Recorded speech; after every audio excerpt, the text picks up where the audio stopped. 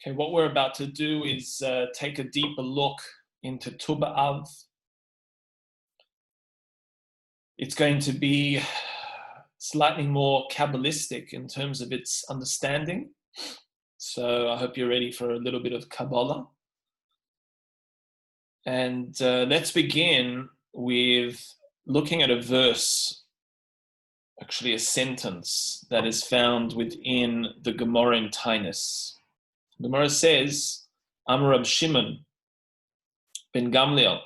Rabban Shimon ben Gamliel taught, Loi hayu yomim toivim liYisrael b'chamisha asar kechamisha asar ba'av u'kayom kippurim.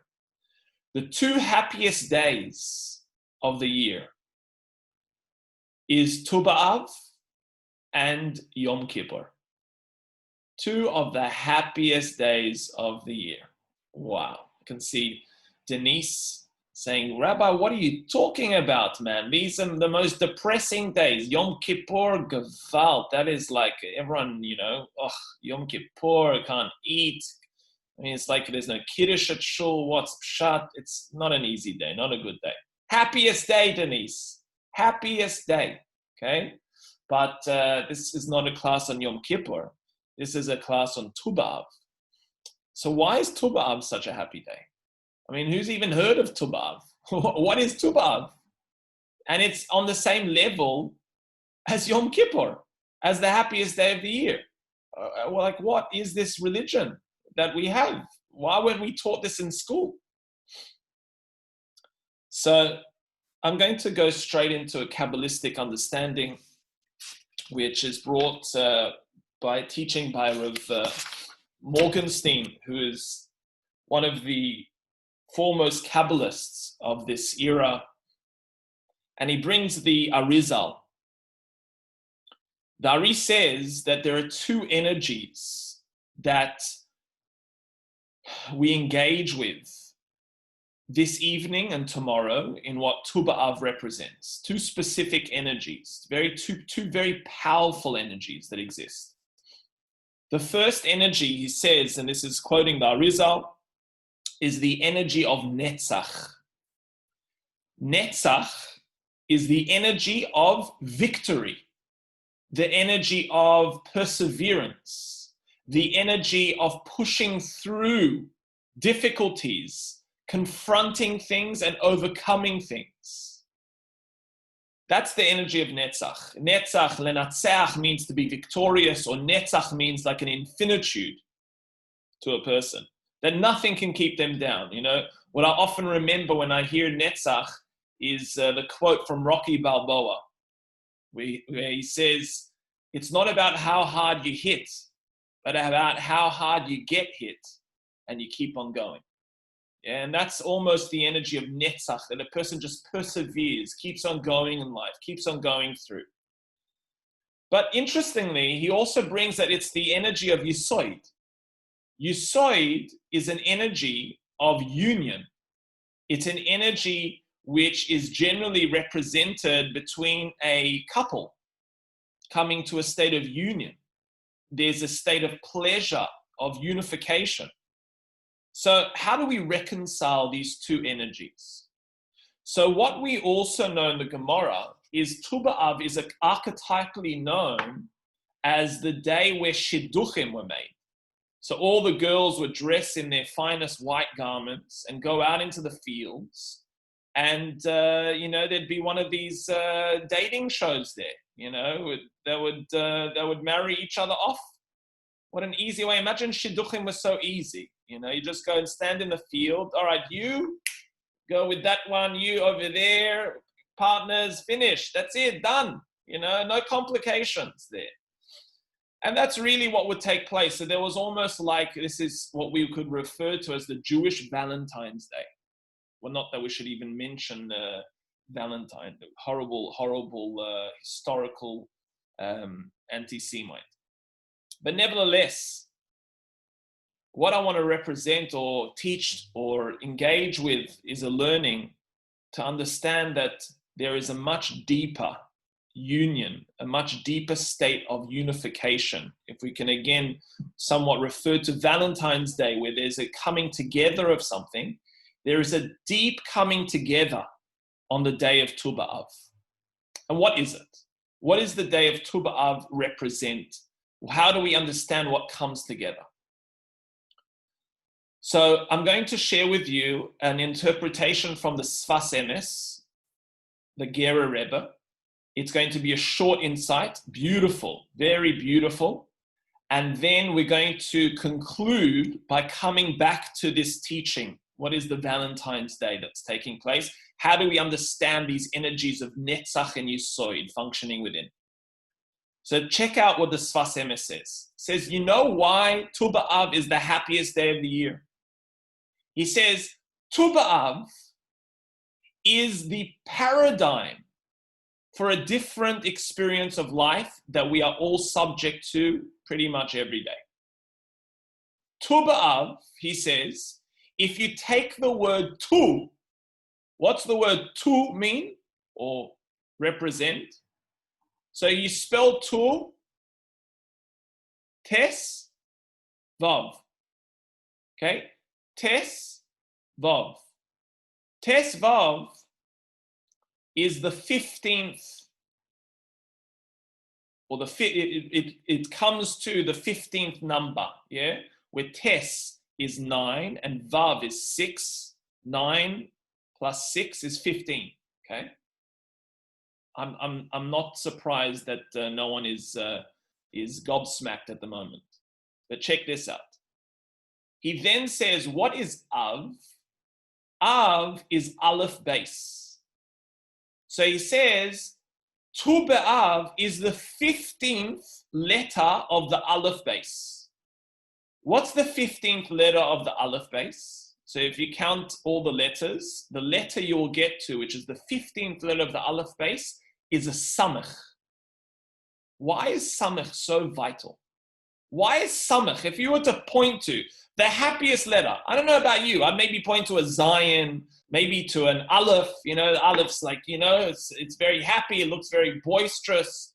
A Samach, what's Samach? Why is Samach such a happy letter? So this is the final point of the Sfas Emes, and very, very crucial to understand in order to transform pain into light and experience deep, true happiness and joy in life. He says that the way that a samach is written in the Torah is it looks almost like a box, okay?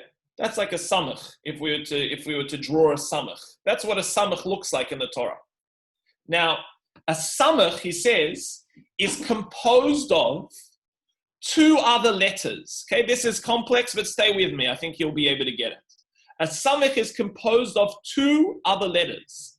It's composed of two nuns facing one another. Okay?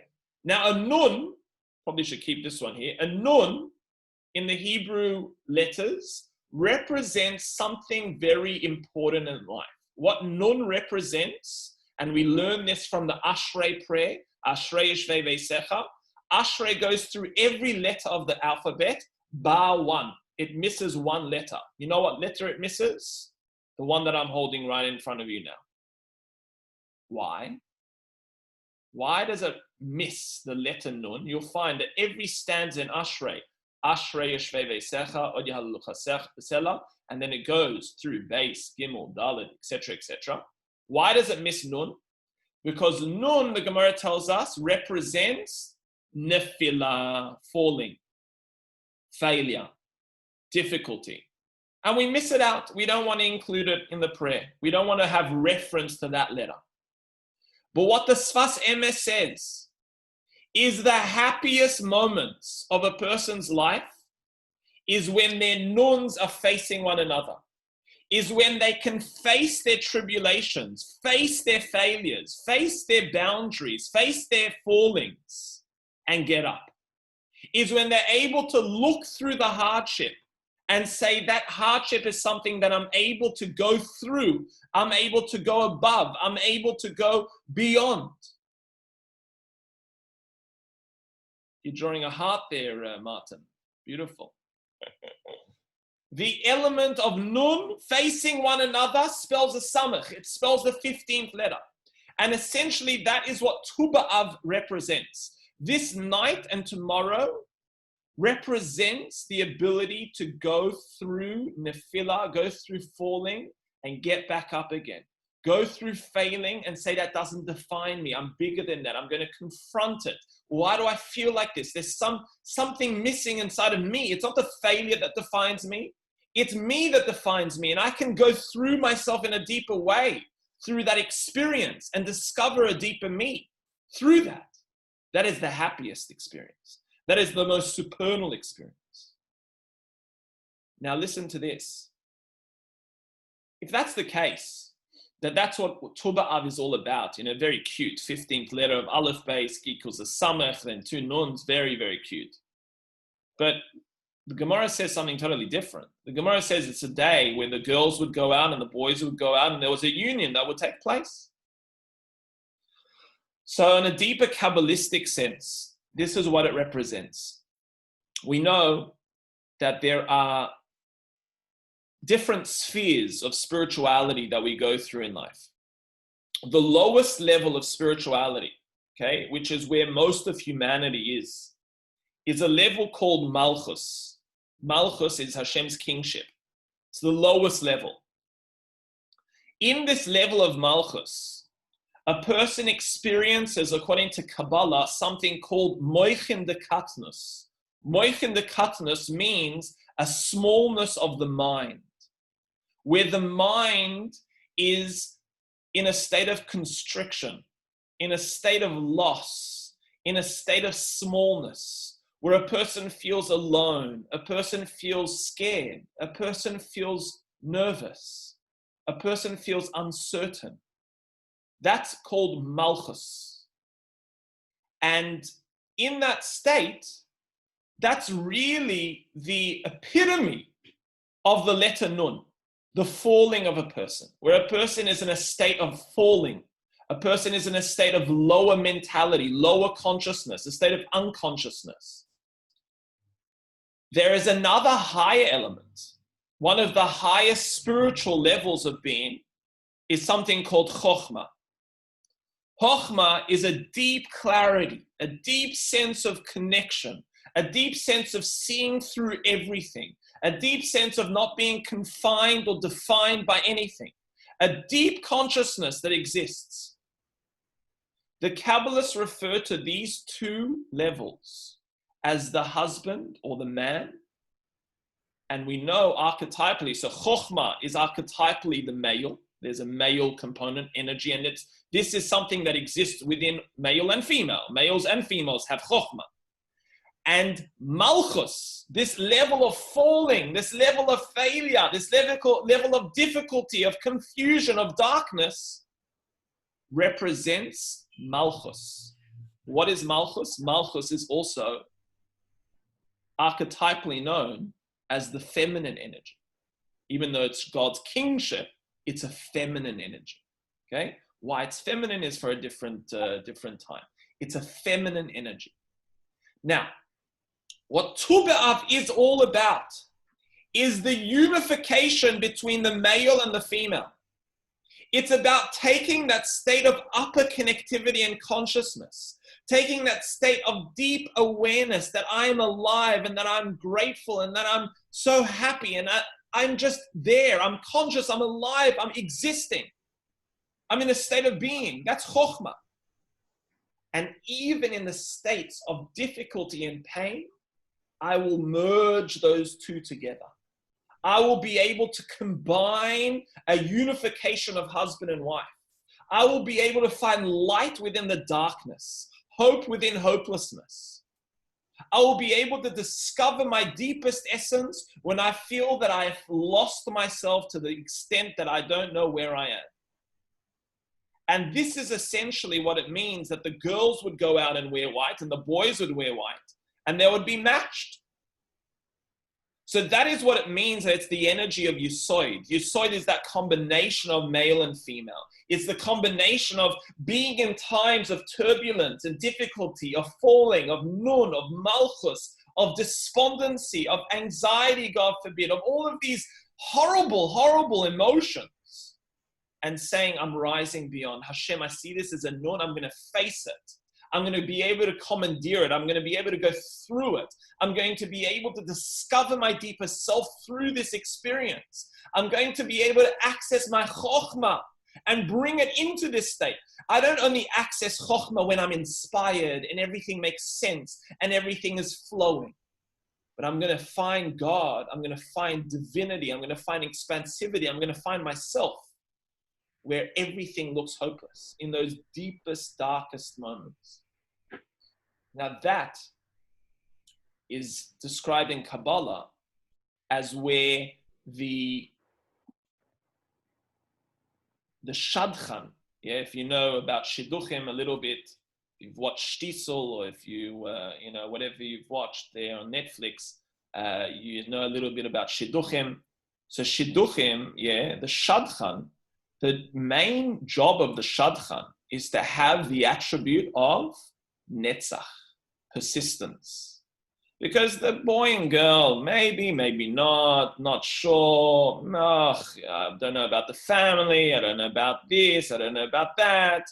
And the shadchan is there to persist, is there to guide, is there to bring them together.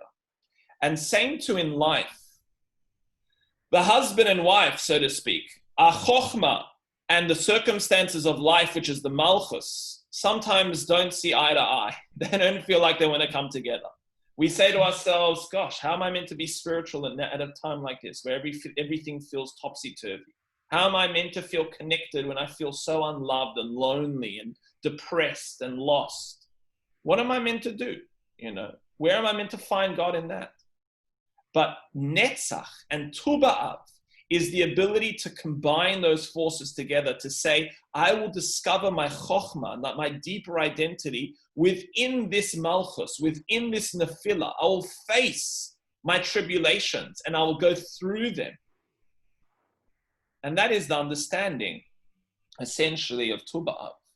And what we learn from this is that happiness which is archetypally and a fallacy, where a person says, I will be happy when everything is smooth, when finally I don't have to worry anymore, when everything is organized and I don't have any stress.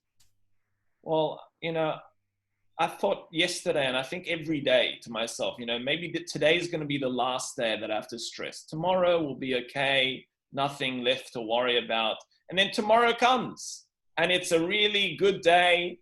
And then boom, out of nowhere, something happens. What? I thought today is a day that I can rest.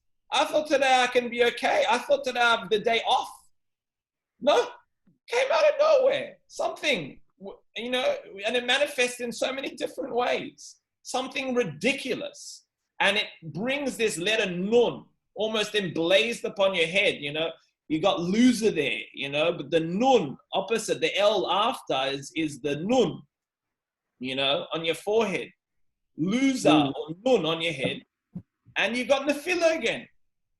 But what we have to realize is that letter on our forehead, even though it is painful, it sucks, it is the most disgusting feeling, we have to view it in a different light. We have to transform our perspective. And just like you can become an exercise fundi, where you almost enjoy lifting weights and you enjoy the grueling run and you enjoy eating kale, whatever it is that you've transformed from this very difficult circumstance into something delicious and enjoyable.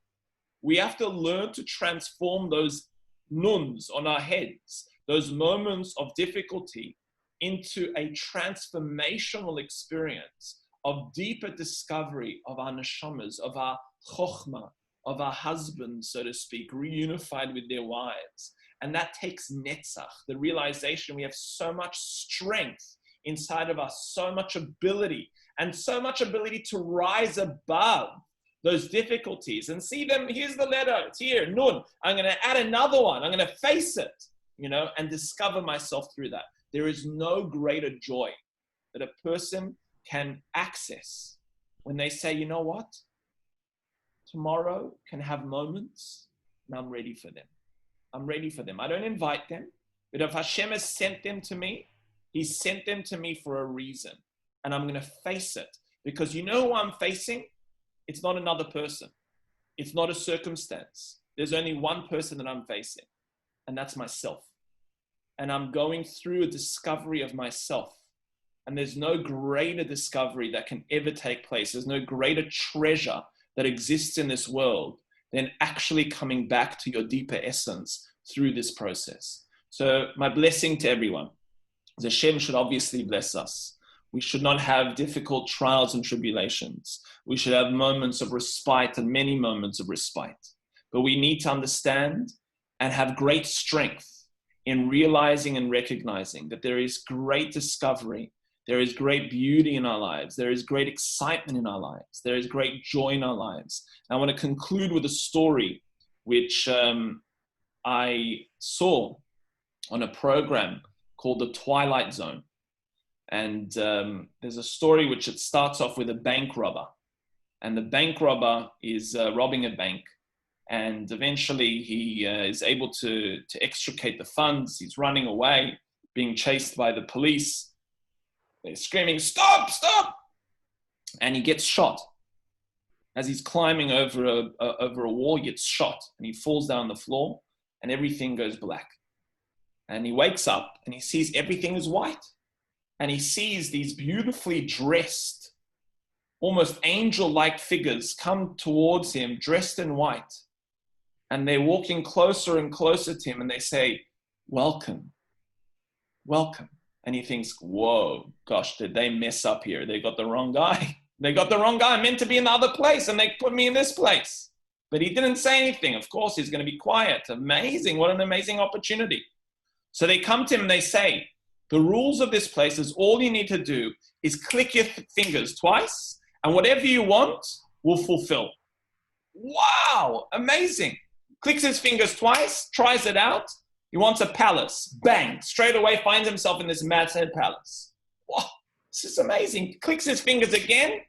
He wants a Rolls Royce. Bang, straight away. Everything he clicks his fingers at, he gets immediately. And you see slowly but surely he's getting fed up. He's getting bored. He's getting I'm not excited about this. Everything he's doing, he's winning. Everything he's getting, it's easy. Everything is just flowing. Eventually, he clicks his fingers and he says he's got a good idea.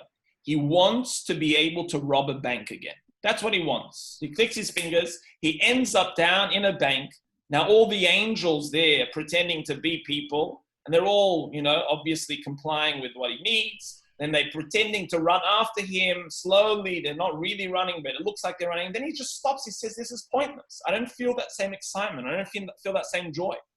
He finds himself back in the palace. And he thinks to himself, you know what? I hate this place. This place stinks. I hate it. No excitement. There's no joy. There's no accomplishment. There's no happiness. There's nothing here. I'm sick of it. And he starts to go to the door of his palace to try and escape. And he finds that the door is locked.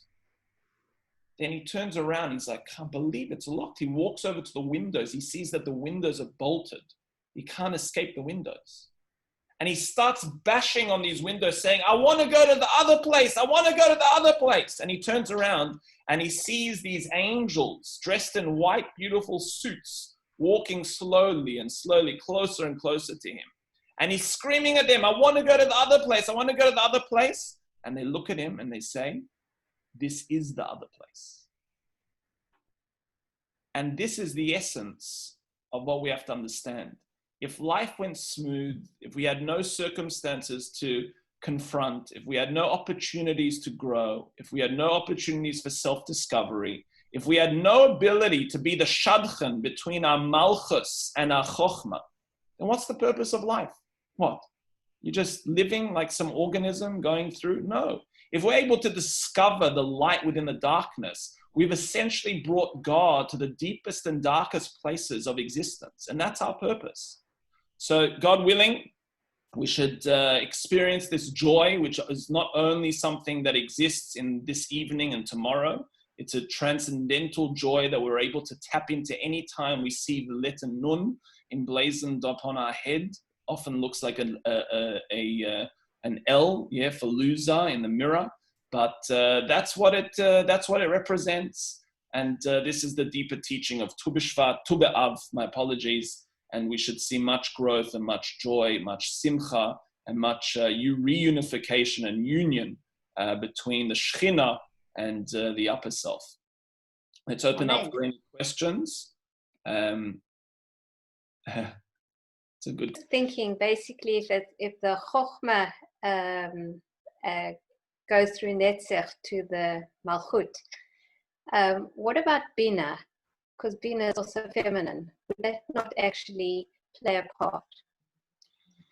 Yes, definitely. You know, Bina is also feminine, and it's our ability to think and how we think about things, you know, and it's often when we overthink things and often our perception of things when it's rife and when we really live in our minds is where we can't reunify the Chokhmah with the Malchus. But when we rectify that female energy of Bina, and that's again how we perceive things and how we engage with things and the decisions that we take, then we're able to reach that higher level of reunification as well. It's all tied in. That's a good question. Okay. So really there, when a person's going through something, is to be careful not to overthink it. Okay, not to really get too into it mentally and too vested. And what a person tends to do in those circumstances is they revisit in their head over and over and over and over and over and over and over and then over again, you know, and then it's just like it's endless, you know, and then they have to go to Netflix and have a drink and have this to try and get their head off things, but it doesn't work. Yeah, it doesn't do the job. Why not? Because we need to rectify it. We need to fix it up, you know. Obviously, sometimes you need to take a break, you know. I went for a skate today with my son, you know, just for, you know, get it out, get some air, some sun. Yeah, you need to take breaks, but part of it is the rectification of the self, to say, I don't associate with the mind and the thinking. That's not who I am. I'm the chokhmah. I'm the deeper wisdom. I'm the deeper consciousness that's inside of me. Yeah. All right, guys, thank you for joining us. Tu B'Av Sameach, and lots of bracha to all. So nice to see you. Bye-bye. Bye-bye.